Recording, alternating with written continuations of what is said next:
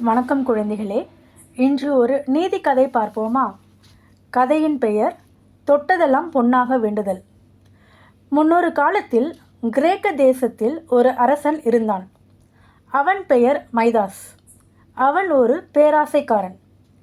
பெரும் செல்வம் அவனிடம் இருந்தது. அப்படியிருந்தும் அவன் மகிழ்ச்சியாக இல்லை. காரணம், மேலும் மேலும் செல்வம் சேர்க்க வேண்டுமென்ற ஆசைதான். ஒரு நாள் தேவதையை வேண்டினான். தேவதையும் அவன் முன் தோன்றினாள். உடனே மைதாஸ் தேவதையிடம், நான் தொட்டதெல்லாம் பொன்னாகும்படி வரம் வேண்டும் என்றான். தேவதையும் அவனுக்கு தொட்டதெல்லாம் பொன்னாகும்படி வரம் தந்தாள். தேவதைக்கு நன்றி தெரிவித்தான். உடனே மைதாஸ் கட்டிலை தொட்டான். அது பொன்னானது. மிக மகிழ்ந்தான். பின் தோட்டத்துக்கு சென்றான். பூக்களை தொட்டான். பூக்கள் அனைத்தும் பொன்னானது. அப்போது அவன் அளவிலடங்கா மகிழ்ச்சியில் ஆழ்ந்தான். சிறிது நேரம் சென்ற பின் அவனுக்கு பசி எடுத்தது.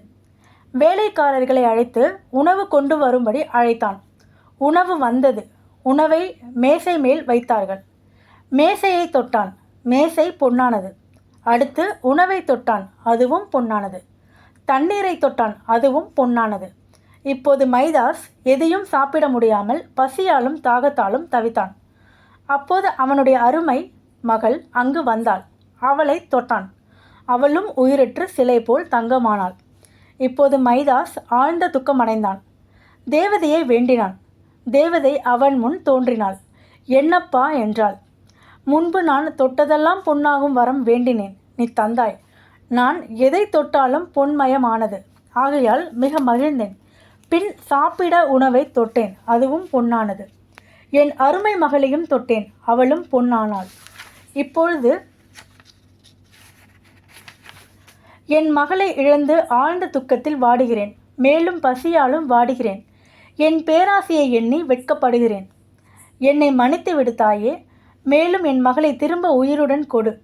சாப்பிட முடியாமல் அவதிப்படுகிறேன். ஆகையால் நான் தொட்டதெல்லாம் பொன் ஆகாமல் இருக்க வரம் தர வேண்டுகிறேன் என்று வேண்டினான். அதன்படியே தேவதையும் வரம் தந்து மறைந்தாள். பழையபடியே அவன் மகள் உயிருடன் தந்தாள். மற்ற பொருட்களும் பழையபடி மாறின. இக்கதை மூலம் அறிவதாகது, பேராசை பெருநஷ்டம். என்ன குழந்தைகளே, கதை பிடித்திருக்கிறதா? நாளை இன்னொரு கதையுடன் பார்ப்போம். நன்றி, வணக்கம்.